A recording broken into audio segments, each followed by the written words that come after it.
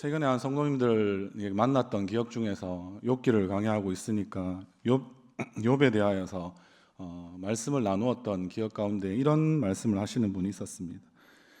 자기도 이렇게 쭉 이렇게 성경을 읽는데 이 욥기에서 이 2장에 오늘 본문의 말씀이 다 부딪히니까 말씀을 계속 읽어가고 말씀을 묵상하는 것이 어렵다라는 그런 이야기를 했었습니다. 왜 그렇겠습니까? 자신의 아내도 안 그래도 힘들고 자기 때문에 고생하고 지치고, 그래서 참 그런 마누라한테 정말 미안하기가 그지없는데 성경에서마저 욥의 아내가 이와 같이 말하는 또 이런 부분들이, 그래서 이 성경이 왜 굳이 아내를 이렇게까지 묘사하고 있느냐라고 투덜거리면서 그런 저런 이야기를 나누었던 기억이 있습니다. 여러분들은 어떠십니까?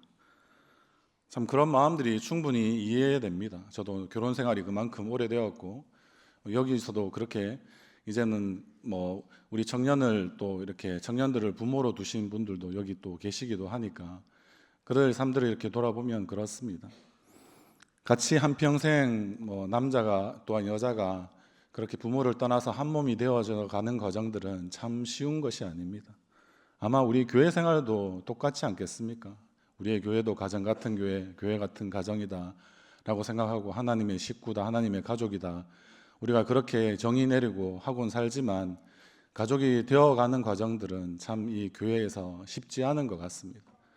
그러나 그러하기 때문에 더 의미 있게 오늘의 말씀을 단순히 욥의 가정에만 적용해 볼 것은 아니고 우리의 삶 가운데 또 우리의 교회에도 또 하나님 나라의 공동체로 우리가 세워져 가야 될 뭐 교회뿐만 아니라 우리가 흩어진 또 교회로서 살아가는 우리의 삶의 모든 자리에서 여러분들과 함께 고난 당하는 자들에게 오늘의 위로가 있는, 또 다시 한 번 더 힘주심이 있는, 또 다시 한 번 더 달려나갈 수 있는 그런 은혜가 충만하시기를 주님의 이름으로 소원합니다.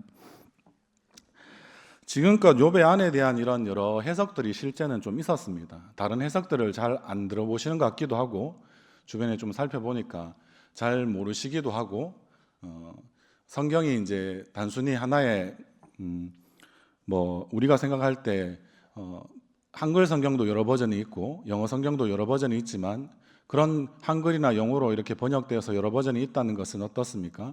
성경은 원래 원본이 없다라고 말씀을 드린 적이 있습니다. 사본이 많이 있기 때문에 그러한 해석의 다양함들이 훨씬 더 하나님 되심의 풍성함들을 우리 가운데 아름답게 전해주고 있다라고 생각하실 수 있습니다. 뭐 우리의 청년들에게 더 쉽게 말씀드리면 예수님에 대해서 이야기할 때 사복음서가 있다라고 했습니다. 사복음서가 있는 이유는 어떠해서 사복음서가 있겠습니까? 예수님에 대한 이야기가 너무나 중요해서 4번씩이나 강조해서 또 모든 잘 드러나지 않는 모든 면까지 다 이야기하고 싶어서 사복음서가 있다라고 생각해 볼 수 있을 때 어떻습니까? 마태가 전하는 예수가 다르고요, 마가가 전하는 예수가 다르고요, 누가가 전하는 예수가 다르고요, 특별히 요 세 복음서만 떼서는 공간복음이라 또 이야기하기 때문에 비슷한 부분도 굉장히 많이 있지만 그러나 또 비슷한 사건을 조금 더 다르게 이야기하는 부분들도 많이 있고요. 그런데 따로 떼서 요한복음 같은 경우에는 아예 예수님이 하신 여러 이적들을 다 적을 수 없다라고까지 20장 너머에 그렇게 기록해 놓고 무엇을 이야기하고 있습니까? 나머지 예수님이 행하신 7가지 기적만 놓고 예수님이 어떠하신 분인지를 아주 상세하게 그는 증거하고 싶어 했다는 것이 요한복음입니다. 그래서 요한복음은 공간복음 안에 늘지 않고 사복음서에 그냥 해당하는 그런 예수에 대한 이야기를 잘 증거하고 있는 책이다라고 생각합니다. 예수님에 대한 이야기도 사복음서로 있으니 여러분들 성경이 66권으로 나눠져 있는 이유는 비슷한 부분도 있어서 우리가 장르를 묶어서 나눌 수도 있겠지만 그러나 그거보다 훨씬 더 중요한 것은 무엇입니까? 하나님의 일하심과 하나님의 다양한 모습들이 우리가 다 발견할 수 없을 만큼 그만큼 다양하다는 것입니다. 그럼 오늘 욥에 대한 아내에 대한 이야기도 여러분들 보통 어떻게 알고 계십니까? 욥의 아내는 현모양처라고 알고 계신 분이 여기서 잘 없으시죠? 나 다른 모습으로 이 욥의 아내를 한번 묵상해봤다 이렇게 생각하시는 분들 마음속으로 손들어 주시고요. 안 드셔도 됩니다. 그런데 대부분 어떻게 생각하십니까? 현모양처라고 해서 좋은 아내로 이해하는 것은 잘 그렇게 생각해 보신 적이 없죠. 대부분 어떻습니까? 여기에 훨씬 더 여자분들이 훨씬 더 많으실 수도 있습니다. 맞죠? 우리 자매님들이 훨씬 더 많으실 수 있습니다. 오늘의 말씀이 위로가 많이 되시기를 바랍니다. 그런데 악처로 이야기하는 경우가 우리의 전통적인 해석에서 훨씬 더 많았습니다. 어떻게 악초로 그렇게 불렸냐면요.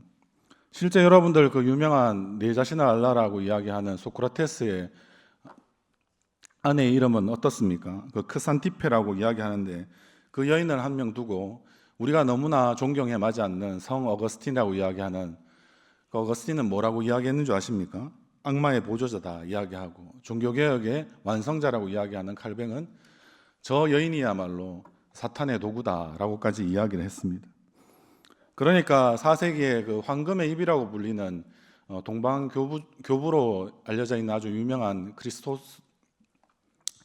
크리소스토무스라고 이야기하는 이 사람은 어떤 이야기를 했냐면 욥의 자녀들도 다 죽고 재산도 다 잃어버리고 했으니까 유독 욥에게는 아내만 살아남아 있는 이것은 이 사람 대단한 그 설교가고 되게 은혜로운 말씀들을 저도 많이 읽어봤습니다. 근데 그 사람마저도 어떻게 이야기하냐면 그 어떤 재앙보다 욥에게 가혹한 채찍이 되었을 것이다 라고 이야기하고 있습니다.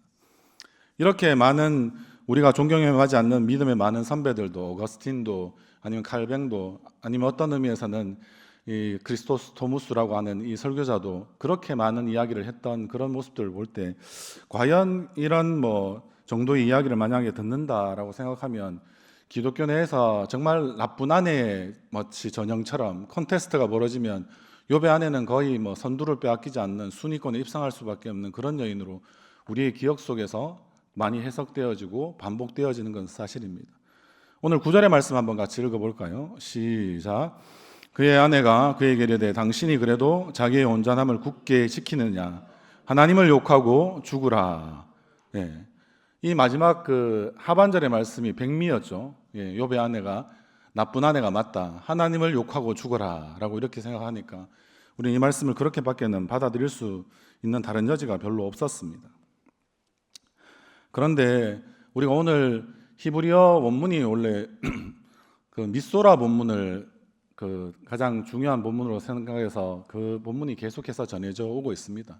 쉽게 생각하면 우리 개역 한글 버전이나 그런 것들이 계속해서 한글 성경에서 중요한 성경으로 우리에게 많이 읽힌 것처럼 그렇게만 생각했는데 이 히브리어 원문이 한번 헬라어로 완전히 바뀌어지는 일이 있었습니다. 여러분들 구약과 신약 사이에는 신구약 중간기라는 것이 있는데요. 그게 한 400년 정도 됩니다. 출애굽 역사하고 비슷하죠. 그때 그 400년 동안에 하나님이 침묵하셨거든요. 성전 문을 닫을 자가 없냐 말라기서에 마치 이야기하면서 하나님이 더 이상 이제는 누구를 통해서도 하나님의 말씀을 계시하지 않는 그런 놀라운지만 또 안타까운 일들이 이스라엘 백성들에게 있었는데요. 그때 한 400년 동안 침묵하고 있을 때 그때의 시절은 이제는 세상이 바뀌게 되죠. 바벨론 제국도 이제는 무너지게 되고 그 이후에 나왔던 놀라운 알렉산더 대제에 의해서 세워졌던 이 그리스 제국이라고 이야기하는 이 나라가 전체 모든 아마 이 성경이 영향을 미칠 수 있는 그러한 문화권에서 실제는 완전히 자리 잡게 되고 그것을 통하여서 헬라어 일명 그리스어가 그 제국의 통용어로 사용되었던 시절이었습니다. 그러니까 이집트의 알렉산드리아라고 하는 그 도시에서 그쪽 지역도 알렉산더 제국이 이제 하나의 4개 정도로 이렇게 나눠질 때 중요한 거점 지역 중에 하나가 이집트를 포함한 그쪽 나라였는데요. 그곳에 이 알렉산드리아 도서관이라고 하는 것이 세워져 있어서 거기에 많은 그때 당시의 문화권에서 소중한 그런 책들을 실제는 자신들의 언어, 일명 헬라어로 번역하는 그런 일들이 있었습니다. 그때 성경도 꼭 그런 것이 필요해서 결국에는 이 히브리어 성경을 헬라어로 번역하게 되었는데요. 그것을 감당했던 유대인 학자들이 70명이나 모여서 그 일들을 해냈기 때문에 그 성경을 이름하여서 우리는 70인경이라고 합니다. 그 70인경에 어떻게 번역이 되어 있냐면 이렇게 되어 있습니다. 제가 오늘 9절의 말씀을 읽었으니까 9절의 말씀에서 70인경이 그 안에 어떤 부분들을 채워진 부분들을 제가 또 한 번 더 읽어드리도록 하겠습니다. 이렇게 되어 있습니다. 많은 시간이 흐른 후에 욥의 아내는 말하였다. 구원의 소망을 바라는 당신, 조금 더 기다리라고 하는데 정녕 얼마나 더 기다려야 합니까? 보십시오. 내가 수고하여 낳은 아이들은 이 땅에서 기억도 없이 사라졌어요. 당신은 바깥에서 밤을 지새우며 악창 그 종기로 고생하고 나는 이곳저곳 집집마다 일거리를 찾아 돌아다닙니다. 하루 종일 일하면서도 언젠가 해가 떨어져서 일한 수고에서 벗어나 쉬려나 기다립니다. 당신도 하나님께 무슨 말이나 한번 하고 차라리 죽으십시오 라고 되어 있습니다. 여러분들 이렇게 읽어보니까 어떻습니까? 욥의 아내가 악처만 같습니까? 많은 우리 믿음의 선배들이 규정지었던 것처럼 그렇게 나쁜 아내입니까? 시간의 흐름이 굉장히 많이 있다라는 것을 이야기하는 거죠. 9절에서 우리 보통 욥기 1장에서 2장, 3장 정도까지는 막 어느 정도 이렇게 열심히 읽으시다가 3장 이후에부터 우리가 약간 살짝 정신줄을 놓으시지 않습니까? 예, 뭐 많은 사람들이 치고받고 하는 그 논리적인 대화, 또 감정이 고조되어서 더 치닫는 20장, 30장 넘어가면 이제 진짜 와, 나는 성경을 읽는 것인가, 내가 성경에 읽히는 것인가, 뭐 이런 생각이 막 드는 책이 보통 욥기 책이죠, 맞죠? 예, 그러니까 얼마나 힘드시냐 생각이 듭니다. 그런데 앞에만 우리는 진행이 빨랐으니까 우리가 빨리 읽으니까 시간의 흐름이 굉장히 빨리 진행되는 것 같지만 실제는 그렇지 않다라고 70명이나 되는 유대인 학자들이 그렇게 이 성경을 기록할 때 해놓았다는 것입니다. 그러면 우리가 좀 유의미하게 무엇을 말하고 싶어 하는지를 들어봐야 되지 않겠습니까? 욥의 아내는 어떤 의미에서는 욥보다 더 고생스러워 보이지 않으십니까? 우리가 행상을 한다고 하죠, 맞죠? 뭐 이렇게 옛날에 우리 경상도니까 뭐 충분히 이렇게 이야기할 수 있지 않습니까? 다라이라고 해서 일명 우리 고무 다라이 이렇게 빨간 거. 저는 거기에서 씻김도 당한 적이 있었는데, 예, 제 기억에는 그렇더라고요. 고무 다라이에 대한 안 좋은 추억이 그래서 있더라고요. 예. 왜냐하면 뭐 집이 이렇게 따뜻한 물이 잘 안 나오니까 아마 제 기억에는 어릴 때 그랬던 것 같습니다. 연탄을 그때도 저도 어린 시절에는 떼고 있었고 뭐 연탄가스도 마셔본 기억이 한꺼번에 막 다 떠오르더라고요. 안 좋았던 기억들이.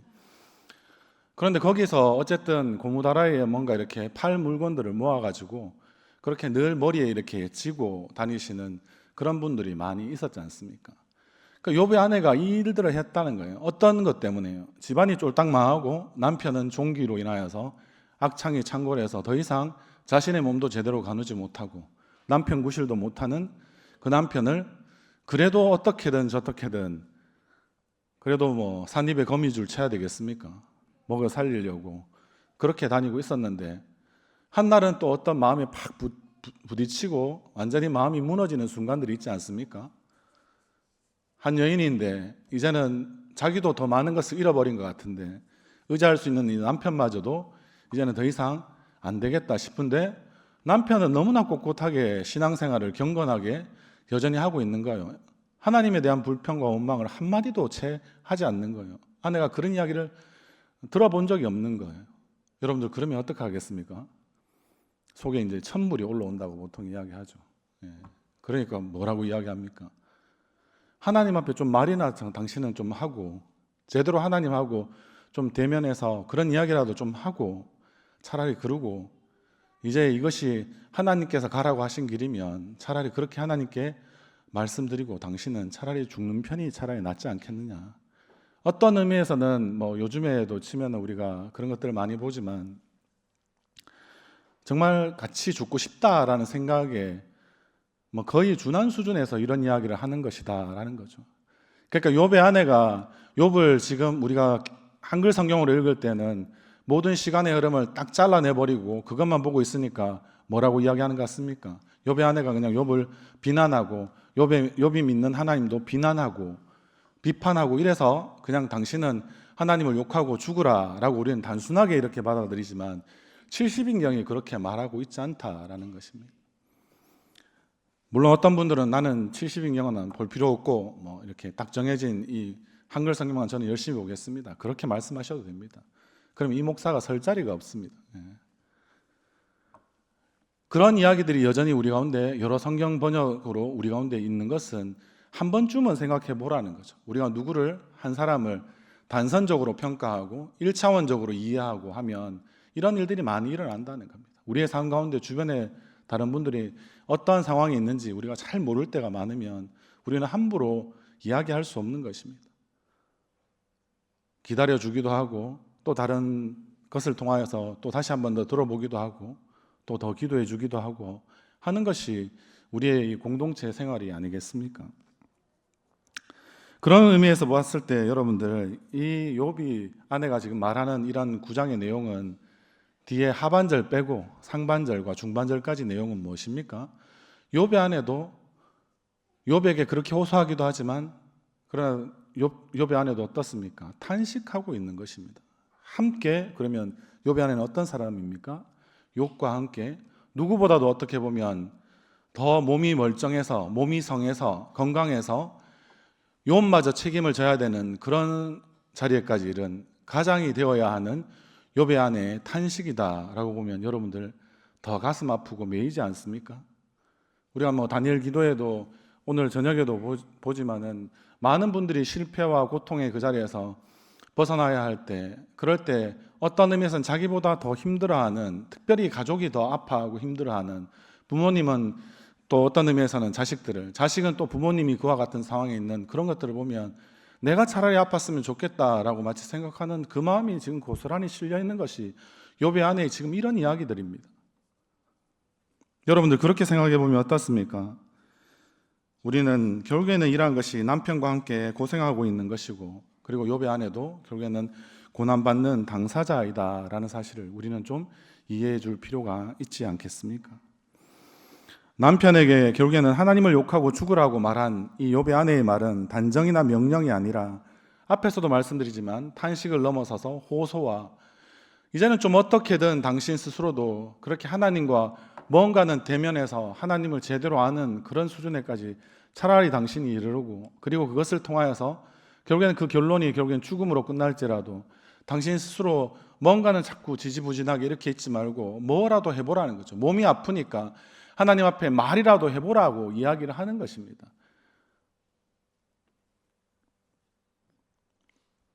우리가 이런 모습들을 보면 참 그런 모습들이 많이 생각이 난다는 거죠.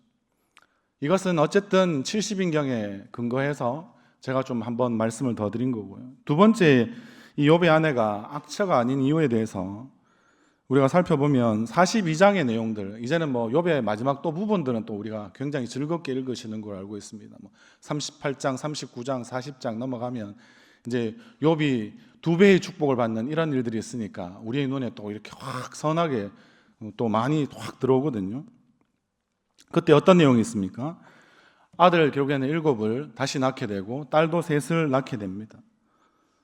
그런데 여러분들 그 가운데 한번 잘 보십시오. 자녀도 재산도 명예도 거의 다 회복이 되었는 것 같은데, 또 친구들도 욥에 대하여서 용서를 구하고 하나님이 욥을 통하여서 다시 한번 더 마치 욥이 예수 그리스도가 된 것처럼 그렇게 중보자가 되어서 마치 욥이 제사장처럼 어떻게 합니까? 욥의 친구들이 죄를 위해서 결국엔 제사를 드리고 욥의 친구들도 하나님 앞에 그들이 범죄하였던 것까지 다 용서받는 그런 일들을 통해서 욥이 진짜 욥은 의인으로서 고난받은 것이 확실하다라는 것이 하나님이 도장을 확 찍어주는 그런 일들이 아까 말씀드린 욥기의 마지막 부분에서 많이 나옵니다. 그런데 그때 여러분들 한번 잘 보시면 욥의 아들 7과 욥의 딸 3은 누구를 통해서 얻었을까요? 여러분들 한번 생각해 보신 적 있으십니까? 욥이 반듯한 사람이고 경건한 사람인데 여러분들은 어떻게 생각해 볼 수 있겠습니까?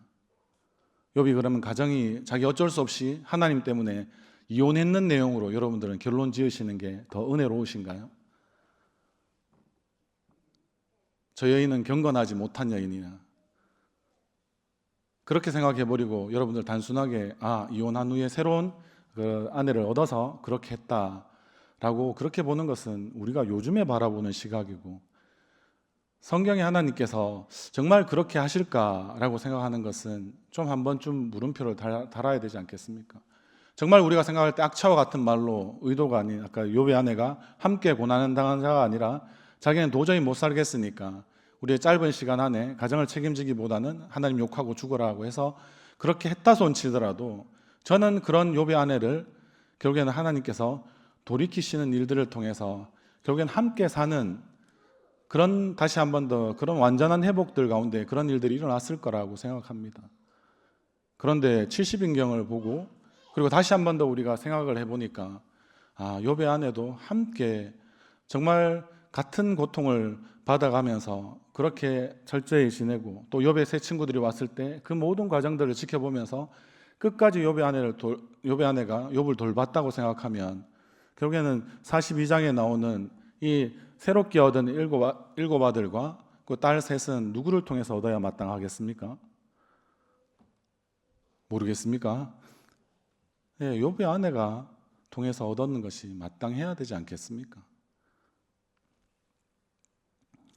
함께 고난을 견딘 동지와 같은 그런 모습이었다라고 저는 보고 싶다라는 것입니다.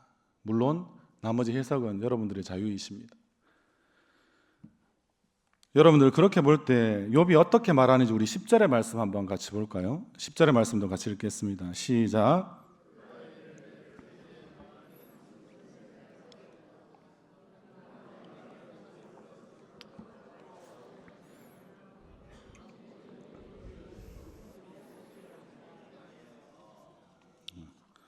아멘. 욥의 이런, 다시 한번 더 아내의 이 어떤 의미에서는 그런 탄식과 호소와 같은 이런 내용들을 그가 이렇게 되었을 때 거기에 대해서 어떻게 이야기하냐면, 욥이 어리석다라는 말을 자신의 아내에 대하여서 쓰게 되는데요. 이 어리석다라는 말은 아내의 존재 자체를 부정해서 이 여인과는 이제는 도저히 살 수 없다라는 이혼 의사를 표명한 말들이 아닙니다. 어리석다라고 말한 것은 성경 히브리어 본문에도 마찬가지이지만 영적인 경건이나 도덕적인 성품이 좀 부족할 수 있다라는 뜻을 그냥 가지고 있는 정도입니다. 다른 말로 하면 우리가 아이를 타이르듯이 아내가 잘못된 선택을 자꾸 강요하는 것처럼 그가 들려졌을 때 그 아내에게도 나도 지금 다 이해할 수 없는 순간이지만, 그러나 하나님이 우리를 위해서 어떻게 하시는지는 우리가 견디면서, 그리고 또 우리의 믿음을 지키면서 살펴봐야 될 문제가 아닌가. 그렇게 이야기할 때 뭐라고 이야기했습니까? 그 가운데 중요한 표현이 어떻게 이야기하냐면, 결국에는 이 가운데 우리 개역 개정보다는 저는 새번역 성경이 조금 더 이런 부분들을 정확하게 좀 표현해 주는 것 같아서 새번역 성경을 많이 참고하곤 하는데요. 거기에 있는 표현 중에서 어떤 표현이 있냐면, 여기도 나오지만 우리가 하나님께 복을 받았은즉이라는 표현이 나옵니다. 우리가 그렇게 이야기하는데 새번역에는 우리가 누리고 있는 복이다라는 표현을 아예 쓰고 있습니다. 이게 좀 더 정확하지 않습니까? 그러니까 지금까지 여기까지 우리와 함께 하셔서 우리에게 복 주시는 하나님, 여전히 우리가 우리의 삶 가운데 물론 가지고 있는 것이 마치 다 빼앗긴 것처럼 그렇게 여겨질지라도 우리가 하나님 앞에 받은 복이 있으니까, 이 복을 우리가 같이 누렸으니까 한번 생각해 보라고 지금 다시 권면해 주고 있는 것이죠. 그래서 욥은 내가 아니라 우리라고 지금 표현해 주고 있는 것이죠. 당신과 함께 우리가 어떻게든 이 믿음의 문제, 이 신앙의 문제를 다시 한번 더 풀어봐야 되지 않겠나. 당신도 한번 하나님의 주권에 대해서, 하나님의 행하심에 대해서 우리가 한번 생각해 보자라고 이야기를 하는 거죠. 이런 말들을 좀 더 부드럽게 표현해 보면 우리말로 이렇게 할 수 있지 않겠습니까? 여보, 내가 안 그랬는데 당신이 이렇게 말하다니 내가 참 당신을 보니까 미안하게 거지였고 당신을 너무 많이 고생시켰는 것 같아. 그러니까 지금까지 잘 참았는데 이제 와서 그런 말 하면 미련하거나 어리석은 사람밖에 더 되겠느냐고. 지금 욥이 이렇게 아내의 이 말들을 또 받아주면서도 또 달래고, 그러면서도 하나님이 우리에게 어떻게 하실지에 대해서 그 신실하신 하나님을 다시 한 번 더 우리가 소망하고 기대해 보자라고 이렇게 이야기를 하고 있는 것이죠.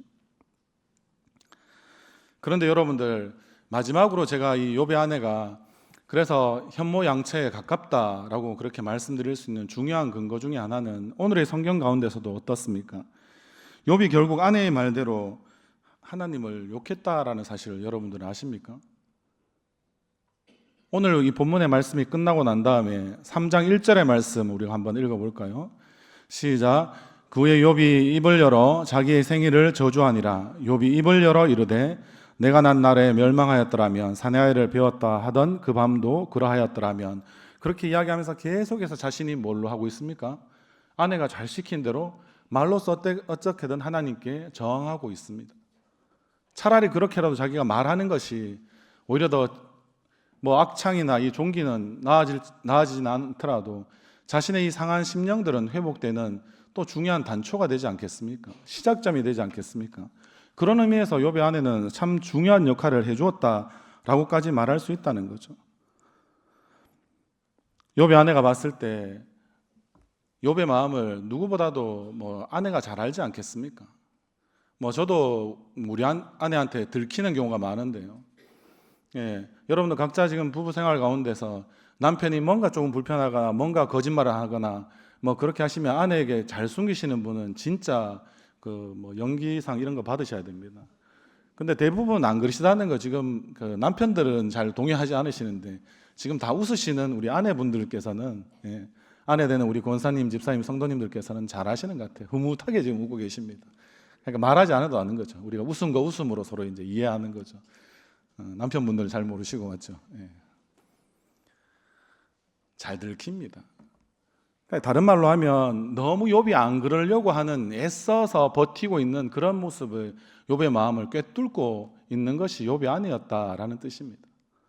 우리가 정말 친한 관계는 욥과 아내뿐만 아니라 남편과 아내의 관계뿐만 아니라 우리가 친구와 친구와의 관계에서도 숨길 수 없는 그런 경우들이 많이 있잖아요. 정말 친하면 그 마음이 얼마나 더 상했는지 그 친구가 실제 어떤 사건이나 사고를 어떤 의미에서는 당한 친구들보다 그 옆에 있었던 친구들이 더 가슴 아파하고 힘들어하고 괴로워하고 대신 말해주고 하는 그런 일들이 왜 그렇겠습니까?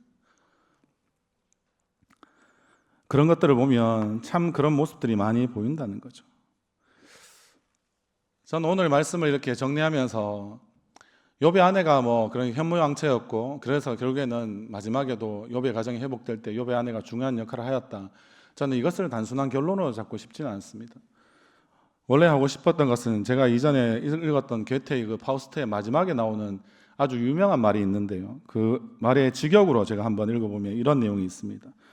영원한 여성 또는 영원한 여성성은 우리를 높은 곳으로 인도한다라고. 괴테가 썼던 이 파우스트는 괴테가 한 58년 동안 힘을 기울였던 역작입니다. 꼭 이 깊어가는 가을에 또 읽어보실 수 있는 분들은 읽어보시면 좋겠다는 생각이 듭니다. 저는 이 말을 다르게 번역했던 책을 좀 쉽게 읽었던 적이 있는데 그때는 그렇게 이야기했습니다. 우리가 사랑을 하고 우리가 사랑을 주고받는 이런 일들에 특별히 여자는 남자를 영혼으로 인도한다, 구원으로 인도한다 이렇게 이 번역된 것으로 읽었을 때 그런 내용이 있었습니다. 저는 그래서 우리 여기 있는 남자 성도들보다 여자 성도님들이 훨씬 더 신앙이 깊고 또 그것을 통해서 많은 부분들을 감당하신다. 저는 단순히 그렇게 또 편가르게 하고 싶지도 않습니다. 그러나 중요한 것은 우리의 편에 어떠한 모습으로든지 간에 하나님은 남성성으로 보여질 수도 있고요. 그건 공의로우신 하나님이시겠죠. 근데 하나님의 또 다른 모습은 여성성으로 충분히 보일 수 있습니다. 그것은 하나님의 교회에서 이야기하는 어머니 하나님을 말하는 것이 아닙니다. 장길자씨를 말하는 것이 아니라 하나님의 여성성은 어떻게 작동되고 있습니까? 고난 가운데 함께함으로 하나님의 사랑하심들이 나타나고 있으십니다. 그런 어머니 같은 하나님이, 아내 같은 하나님이 우리의 하나님이시다라는 것입니다.